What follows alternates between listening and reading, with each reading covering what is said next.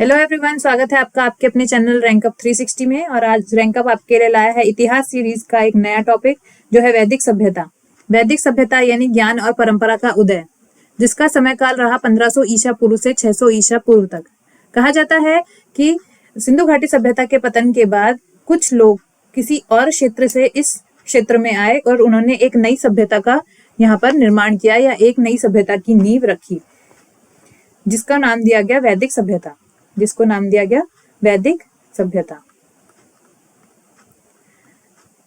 वैदिक शब्द जो है वो वेद से इसकी उत्पत्ति हुई है। वैदिक शब्द की उत्पत्ति वेद से हुई है, जो कि संस्कृत का एक शब्द है जिसका अर्थ होता है ज्ञान या नॉलेज भी आप बोल सकते हैं, ज्ञान या नॉलेज। अब वैदिक सभ्यता का निर्माण करने वाले जो निर्माता थे, उन्हें कहा गया आर्य। उन्हें क्या कहा गया? आर्य कहा गया। और आर्य जो थे उनका अर्थ होता था श्रेष्ठ और कुलीन, यानी कि आर्य जो थे वो खुद को श्रेष्ठ कहते थे, सबसे ऊपर कहते थे। आर्यों का आगमन जो है वो अलग अलग इतिहासकारों के द्वारा अलग अलग दिया गया है। जैसे मैक्स मुलर ने आर्यों का जो आगमन स्थल बताया है वो मध्य एशिया बताया है।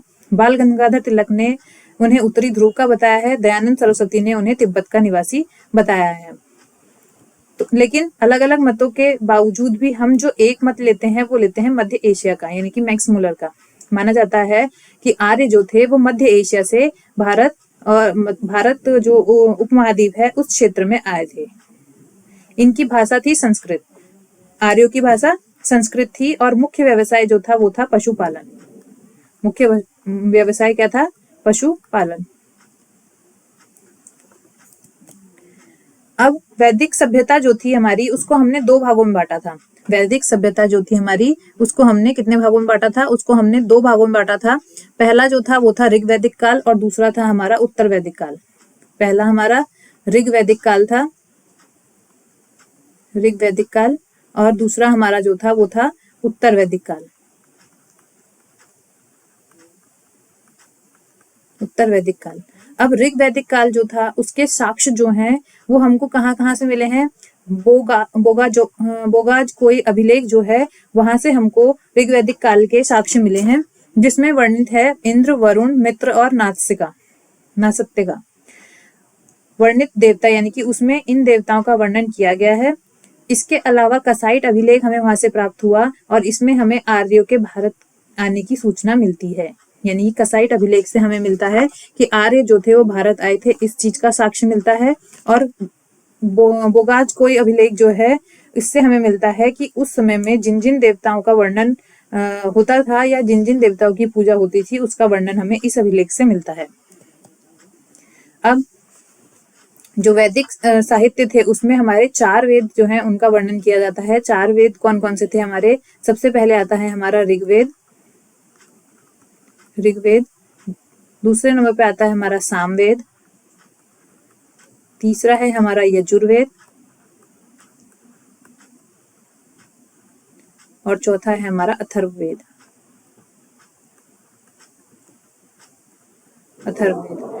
ऋग्वेद जो है वो सबसे प्राचीन और सबसे बड़ा वेद है। प्रश्न पूछ लिया जाता है कि सबसे प्राचीन वेद कौन सा है, तो ऋग्वेद, या सबसे बड़ा वेद कौन सा है, वो कौन सा है? ऋग्वेद सबसे बड़ा वेद माना जाता है।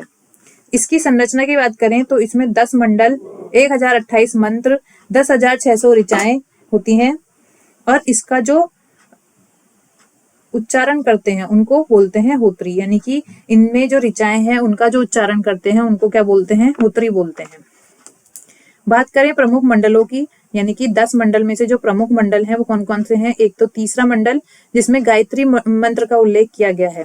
गायत्री मंत्र विश्वामित्र द्वारा रचित सूर्य को समर्पित एक मंत्र है जो ऋग्वेद के तीसरे मंडल में दिया गया है, जिसका वर्णन ऋग्वेद के तीसरे मंडल में किया है। इसके अलावा 7वां मंडल जो है वो भी बहुत ज्यादा इंपॉर्टेंट है, क्योंकि इसमें 10 राज युद्ध के बारे में वर्णन किया गया है, जिसमें जो परुष्णी नदी के तट पर हुआ था। परुष्णी नदी के तट पर एक युद्ध हुआ था जो कि 7वें मंडल में वर्णित है। 9वें मंडल में सोम देवता का वर्णन किया गया है। ये भी इंपॉर्टेंट है कि कौन से मंडल में सोम देवता का वर्णन किया गया है, या ये पूछा जा सकता है कि सोम देवता का वर्णन किस मंडल में किया गया है।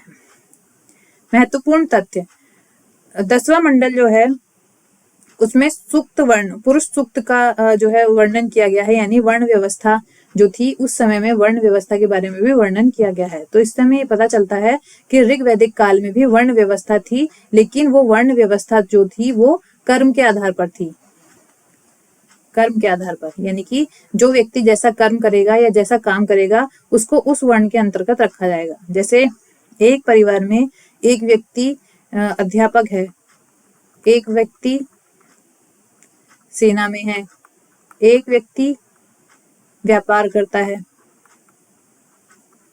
और एक व्यक्ति कोई अन्य कार्य करता है, तो इसमें अलग अलग 4 वर्णों में इनको विभाजित कर दिया जाता है, क्योंकि ऋग्वैदिक काल में जो वर्ण व्यवस्था थी वो कर्म के आधार पर थी। इसके अलावा पवित्र नदी जो थी उस समय की सरस्वती थी, यानी कि जो ऋग्वैदिक काल में पवित्र नदी मानी जाती थी वो गंगा नहीं सरस्वती मानी जाती थी, सरस्वती। ये इंपॉर्टेंट क्वेश्चन है, कई बार पूछ लिया जाता है कि ऋग्वैदिक काल की जो पवित्र नदी थी वो कौन सी थी, तो ऋग्वैदिक काल की पवित्र नदी कौन सी थी, सरस्वती। और अस्तोमा सद्गमय जो वाक्य है, जो एक सबसे खास अस्तोमा सद्गमय जो वाक्य है, जो आप कह सकते हैं कि बहुत ज्यादा इंपॉर्टेंट माना जाता है, वो भी हमारा ऋग्वैदिक काल से लिया गया है। इसके अलावा बाकी 2 वेद भी हैं, बाकी 3 वेद और बचते हैं, सामवेद, यजुर्वेद और अथर्ववेद। सामवेद भारतीय संगीत, साम का अर्थ होता है ज्ञान, यानी कि सामवेद का जो साम है इसका अर्थ होता है गान, गान मतलब गाने से संबंधित, यानी कि इसमें हमको किस चीज की जानकारी मिलती है, स्वरों की जानकारी मिलती है। स्वर मतलब जो गाने में जो सुर लगाए जाते हैं ना उनको उन स्वर बोलते हैं। तो सा रे गा मा पा जो ये सुर हैं, इनकी जानकारी हमको सामवेद से ही प्राप्त होती है। इसे भारतीय संगीत का जनक भी कहा जाता है। किसको, सामवेद को भारतीय संगीत का जनक, क्योंकि इससे हमको संगीत की शिक्षा मिलती है या संगीत के बारे में इसमें वर्णित है, संगीत का जनक कहा जाता है।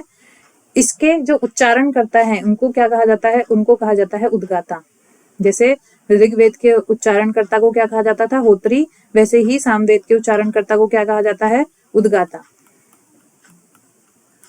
इसके अलावा यजुर्वेद, यजुर्वेद में यज्ञ और बलि के बारे में वर्णन किया गया है, यानी कि जो बड़े बड़े यज्ञ हैं या बलि जो दी जाती थी उनके बारे में जानकारी यजुर्वेद में दी जाती थी। ये गद्य और पद्य दोनों ही तरीके से लिखा गया है, यानी कि गद्य स्वरूप में भी लिखा गया है और पद्य स्वरूप में भी लिखा गया है। इसके उच्चारणकर्ता को कहा जाता था अधर्व्यू, अधर्व्यू। इसके उच्चारणकर्ता को क्या कहा जाता था, अधर्व्यू। अगला वेद है अथर्ववेद। अथर्ववेद में जादुई मंत्र, वशीकरण और चिकित्सा के बारे में जानकारी मिलती है मतलब। इसमें 20 अध्याय हैं, 20 अध्याय यानी 20 चैप्टर हैं, और इसके जो उच्चारण करता है उनको कहा जाता है ब्रह्मा, उनको कहा जाता है ब्रह्मा। ऋग्वेद, सामवेद और यजुर्वेद, ये तीनों वेद जो हैं इनको हम वेद त्रयी कहते हैं। वेद त्रयी यानी कि ऋग्वेद, यजुर्वेद और सामवेद को वेद त्रयी कहा जाता है। अथर्ववेद जो है वो काफी समय बाद लिखा गया था, इसीलिए इसे वेद त्रयी की श्रेणी में नहीं रखा जाता। वेद त्रयी जो है वो अथर्ववेद से बहुत समय पहले लिखे जा चुके थे। तो ये क्वेश्चन भी पूछ लिया जाता है कि वेद त्रयी में कौन सा वेद नहीं आता है, वेद त्रयी में कौन सा वेद नहीं आता है, तो अथर्ववेद नहीं आता है। वेद त्रयी का याद रखेंगे कि वेद त्रयी में कौन सा वेद नहीं आता है, अथर्ववेद नहीं आता है। तो कौन कौन से आते हैं, ऋग्वेद आता है, सामवेद आता है, यजुर्वेद आता है। चलिए बढ़ते हैं आगे। ऋग्वैदिक नदियां, अब उस समय में जो नदियां थी उनका क्या नाम था और आज क्या नाम है, इसके बारे में एक बार पढ़ लेते हैं। प्राचीन नाम जो था सिंधु था और इसका आज का नाम इंडस, जो कि ऋग्वेद में सबसे ज्यादा उल्लेखित है, यानी कि ऋग्वेद में उल्लेखित सबसे ज्यादा बार जिस नदी का उल्लेख किया गया है वो कौन सी है, सिंधु नदी है। सिंधु नदी का सबसे ज्यादा उल्लेख किया गया है, लेकिन सबसे ज्यादा पवित्र नदी किसको माना जाता था, सरस्वती को माना जाता था। पहले हमने पढ़ाया था पिछली स्लाइड में कि सबसे ज्यादा पवित्र नदी किसको माना गया है, तो सरस्वती को माना गया है। इसके अलावा सरस्वती का आधुनिक नाम क्या है, घग्गर है। शतुद्री, शतुद्री का आधुनिक नाम क्या है, सतलज है। विपाशा, विपाशा का आधुनिक नाम ब्यास परुष्णी रावी, वितस्ता झेलम, अस्किनी चिनाब और सदानीरा गंडक। ये प्रश्न जो है कभी कभी परीक्षा में पूछ लिए जाते हैं, तो एक बार आप 1 या 2 बार आप इनको रिवाइज करेंगे तो आपको ये याद हो जाएंगे। चलिए बढ़ते हैं आगे। राजनीतिक ढांचा, एक बार राजनीतिक ढांचा देख लेते हैं कि वैदिक काल में जो राजनीति थी या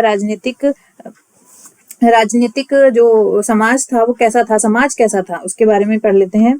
तो समाज जो था वो पुरुष सत्तात्मक था, पुरुष सत्तात्मक समाज था, यानी कि पुरुष प्रधान थे।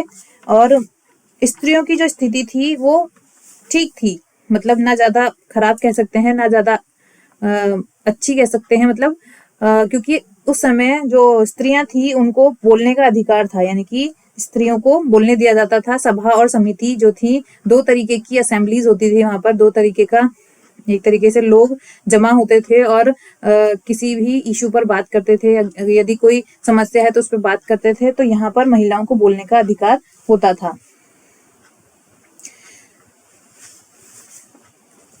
इसके अलावा व्यवसाय जो था यहाँ पर वो क्या था, व्यवसाय यहाँ का मुख्य व्यवसाय क्या था, वो था पशुपालन। मुख्य व्यवसाय क्या था, पशुपालन था। अभी हमने पढ़ा कि ऋग्वैदिक काल में मुख्य व्यवसाय क्या था, पशुपालन था। और व्यवसाय के आधार पर ही विभेदीकरण होता था, यानी कि जो जैसा कार्य करता है उसके आधार पर ही विभेद किया जाता था लोगों में कि उसको कौन से वर्ण में रखा जाएगा। जैसे यदि कोई सेना में है तो उसको क्षत्रिय वर्ण में रखा जाता था। वर्ण की बात कर लेते हैं, अभी हमने वर्ण बोला तो वर्ण की बात कर लेते हैं। तो इस समय में 4 वर्ण होते थे, इस समय में 4 वर्ण होते थे। पहला जो था वो कौन सा था, 4 वर्णों में से पहला वर्ण ब्राह्मण वर्ण, ब्राह्मण। दूसरा क्षत्रिय, तीसरा वैश्य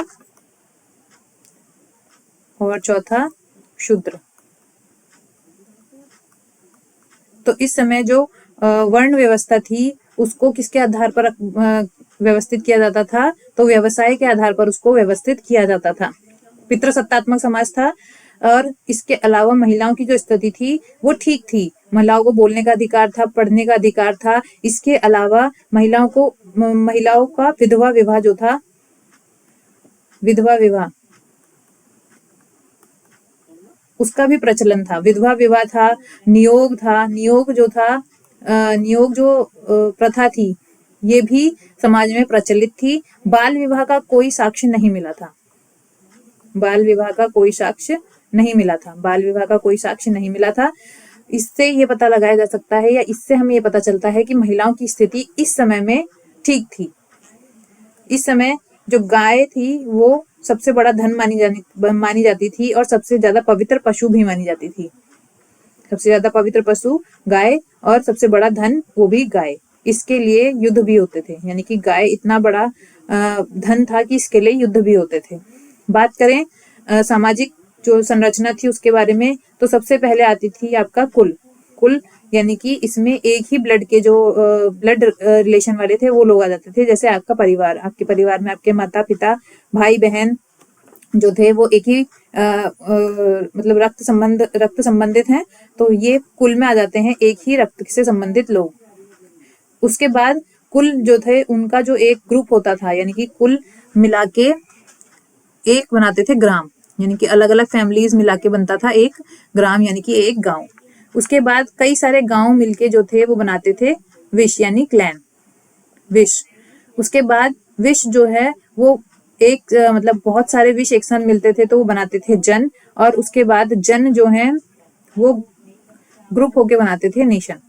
अब इनका जो मतलब इनके ये इतने सारे सिस्टम थे, तो इनको असिस्ट करने के लिए या इनको चलाने के लिए इनका एक हेड होना आवश्यक है, क्योंकि व्यवस्था चलाने के लिए एक हेड का होना बहुत ज्यादा आवश्यक होता है। तो बात करें सबसे पहले कुल की, तो कुल का सबसे बड़ा अधिकारी होता था कुलपति। उसको क्या कहा जाता था, कुलपति कहा जाता था। ग्राम का जो सबसे बड़ा अधिकारी होता था उसको क्या कहा जाता था, उसको कहा जाता था ग्रामपति।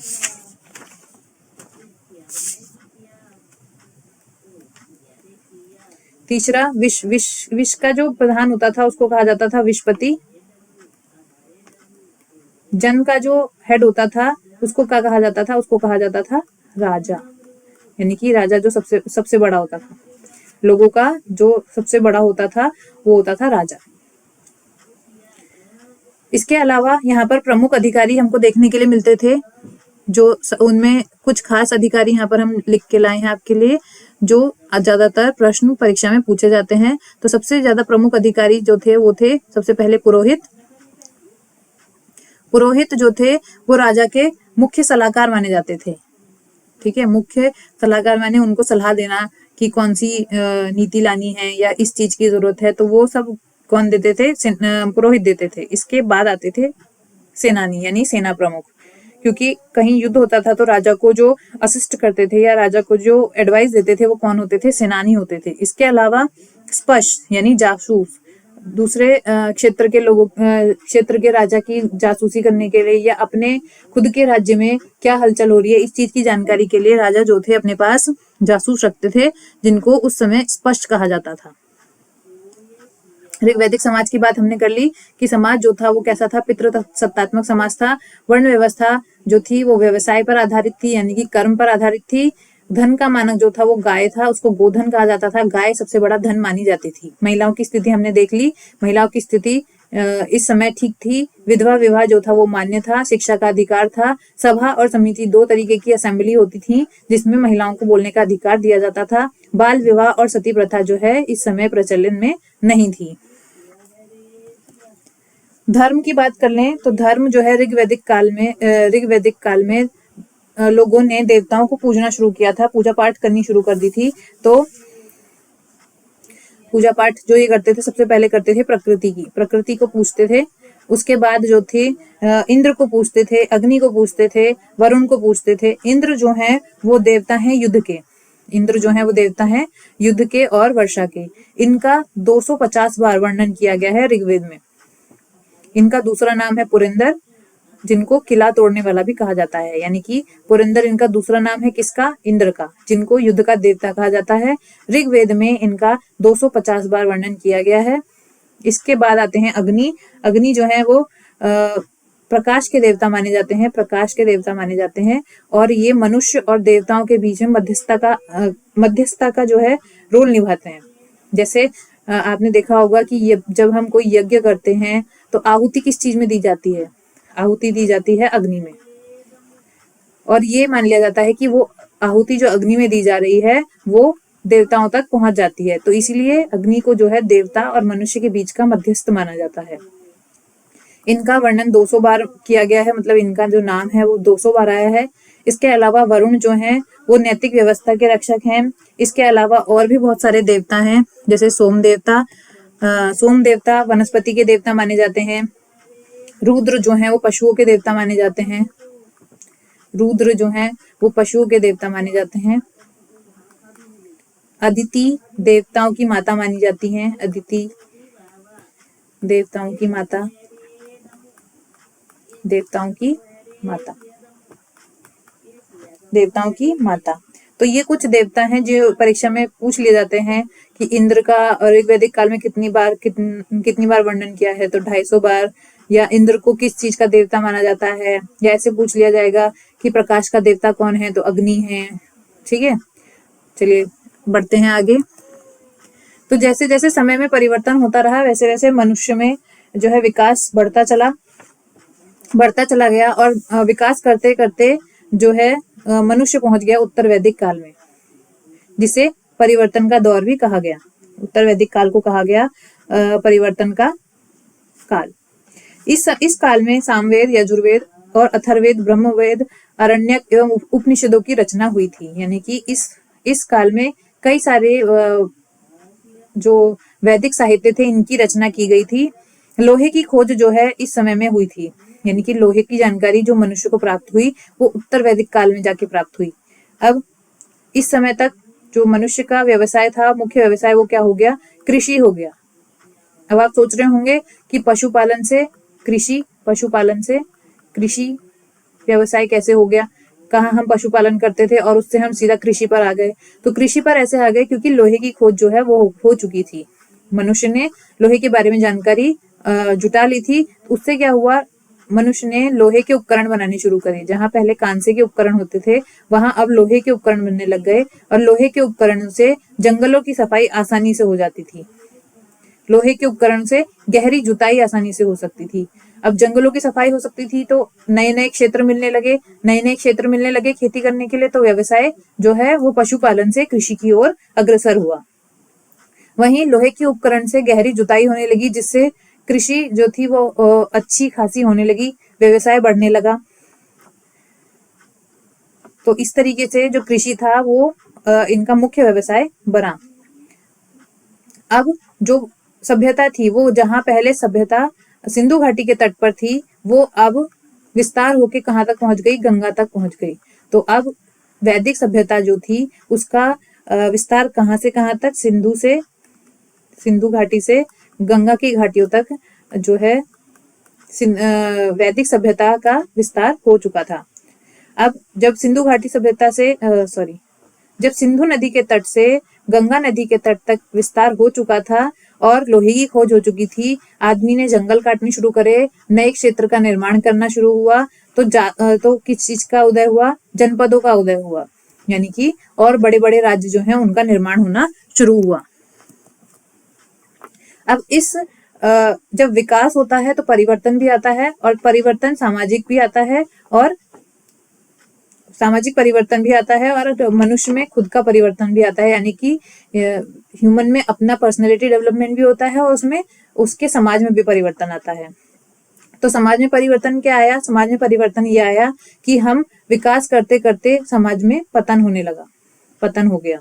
पतन हुआ कैसे कि वर्ण व्यवस्था जो पहले कर्म पर आधारित थी अब जन्म पर आधारित हो गई। माने जैसे कोई व्यक्ति है अगर वो ब्राह्मण वर्ण में है तो उसका पुत्र जो है चाहे वो कर्म कैसा भी करे वो भी ब्राह्मण ही कहलाएगा। तो ये जो था एक सामाजिक पतन था कि चाहे वो कर्म कैसा भी करे वो उसी वर्ण का कहलाएगा जिस वर्ण में वो जन्मा है। जन्म आधारित वर्ण व्यवस्था हो गई। महिलाओं की स्थिति में बहुत ज्यादा गिरावट आई, उन्हें सभा और समिति में जाने से वर्जित कर दिया, उन्हें बोलने का अधिकार मतलब एक तरीके से छीन लिया। एक तरीके से महिलाओं का जो स्थिति थी उसे कमजोर कर दिया गया। इसके अलावा वर्ण आश्रम व्यवस्था की जो थी वो शुरुआत हुई, यानी कि आश्रम व्यवस्था स्थापित हुई इसी काल में आश्रम व्यवस्था स्थापित हुई।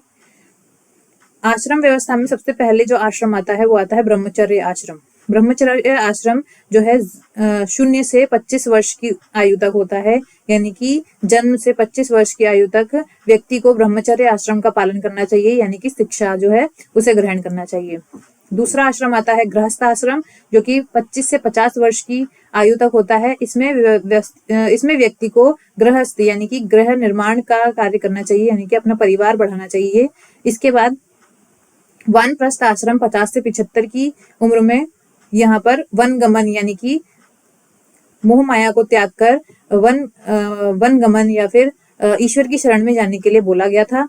संन्यास 75 से 100 की उम्र तक पूरी तरीके से ईश्वर का नाम लेना या ईश्वर मोक्ष की प्राप्ति के लिए प्रार्थना करना, यानी कि मोह माया को त्याग कर मोक्ष के प्राप्ति के लिए इस उम्र को सही बताया गया। इसके बाद बात करते हैं वेदांगों की। वेदांग क्या थे? वेदांग थे वेदों को समझने की विद्याएं, यानी कि अगर आपको वेदों को समझना है तो सबसे पहले आपको वेदांगों का अध्ययन करना आवश्यक है। यानी कि यदि आप वेदांगों का अध्ययन कर लेते हैं तो आपको वेद जो हैं वो आसानी से समझ में आ सकते हैं। इनकी संख्या कितनी है? इनकी संख्या है 6। इंपॉर्टेंट है कि वेदांग कितने हैं? वेदांग हैं 6। तो सबसे पहला वेदांग है शिक्षा, जिसमें ध्वनि विज्ञान की बातें की गई हैं। ध्वनि विज्ञान की बातें की गई हैं। दूसरा है कल्प में कर्मकांड यानी रिचुअल्स की बातें की गई हैं। तीसरा है व्याकरण में ग्रामर की बातें की गई हैं। चौथा है निरुक्त में व्युत्पत्ति शास्त्र के बारे में बताया गया है। पांचवा है छंद में काव्य रचना के बारे में बताया है। छठे में ज्योतिष यानी खगोल विज्ञान के बारे में बताया है। तो वेदांगों की संख्या कितनी है? 6 है। पहला है शिक्षा, दूसरा है कल्प, तीसरा है व्याकरण, चौथा है निरुक्त, पांचवा है छंद और छठा है ज्योतिष। वेदांगों की संख्या पूछ ली जाती है। और कौन कौन से वेदांग या आपसे ऑप्शन में ऐसे पूछ लिया जाएगा, 4 ऑप्शन दिए जाएंगे, उसमें से 3 में आपको वेदांग दिया जाएगा और 1 वेदांग नहीं दिया जाएगा, तो पूछा जाएगा इसमें से वेदांग कौन सा नहीं है। तो आपको ये 6 के 6 वेदांग पता होने चाहिए। इसके बाद आते हैं आपके षड दर्शन यानी कि 6 स्कूल ऑफ फिलॉसफी।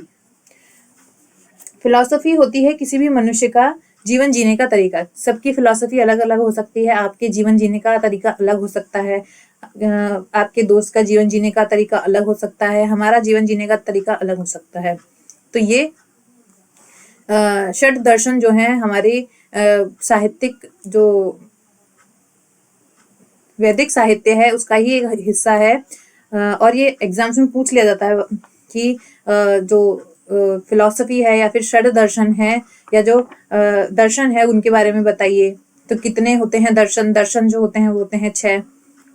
सबसे पहले है सांख्य, फिर है योग, फिर है न्याय, फिर वैशेषिक, पूर्व मीमांसा, उत्तर मीमांसा। इनके जो ये हैं प्रवर्तक हैं इनके बारे में भी पूछ लिया जाता है।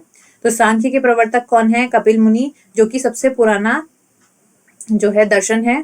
योग के हैं पतंजलि, न्याय के हैं गौतम, वैशेषिक के हैं कणाद, पूर्व मीमांसा के हैं जैमिनी और उत्तर मीमांसा के हैं बदरायण। तो ये आपको पता होने चाहिए कि प्रवर्तकों के नाम, कि उत्तर मीमांसा जो है उनके प्रवर्तक कौन थे? बदरायण। पूर्व मीमांसा के प्रवर्तक कौन है? तो जैमिनी।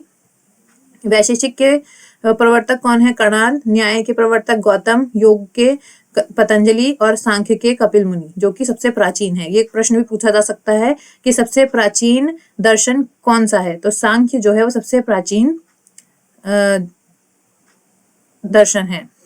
इसके अलावा हमारे वैदिक साहित्य में पुराण जो हैं उन वो भी रखे जाते हैं। पुराणों की संख्या कितनी है? पुराणों की संख्या 18 है।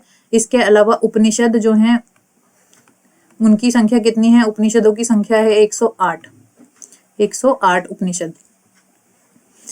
सत्यमेव जयते जो है वो मुंडकोपनिषद जो है उससे लिया गया है। मुंडकोपनिषद एक उपनिषद है जिससे हमारा जो है राष्ट्रीय वाक्य जिसे आप कहते हैं वो लिया गया है। तो सत्यमेव जयते कौन से उपनिषद से लिया गया है? मुंडकोपनिषद से। और वसुधैव कुटुंबकम वो लिया गया है महाउपनिषद से। वसुधैव कुटुंबकम यानी कि ये पूरा संसार ही मेरा परिवार है। ये जो लाइन है, ये लाइन जो है ये किसकी टैगलाइन है या ऐसा कह सकते हो किसने अपना इसको वाक्य बनाया था? कौन सा ऐसी समिट थी या कौन सा ऐसी ग्रुप था जिसने इस लाइन को अपनाया था अपना, यानी कि वसुधैव कुटुंबकम को किसने अपनाया था, ये आप बताएंगे कमेंट बॉक्स में। तो चलिए आज की इस क्लास को इधर ही खत्म करते हैं और अगला टॉपिक जो है वो अगली क्लास में लेंगे, जो होगा आपका महाजनपद। ठीक है, अगर आपको वीडियो पसंद आ रही है तो आप लाइक करें और सब्सक्राइब करें और कमेंट में इस वीडियो में पूछे गए सब क्वेश्चंस के आंसर दें। Thank you.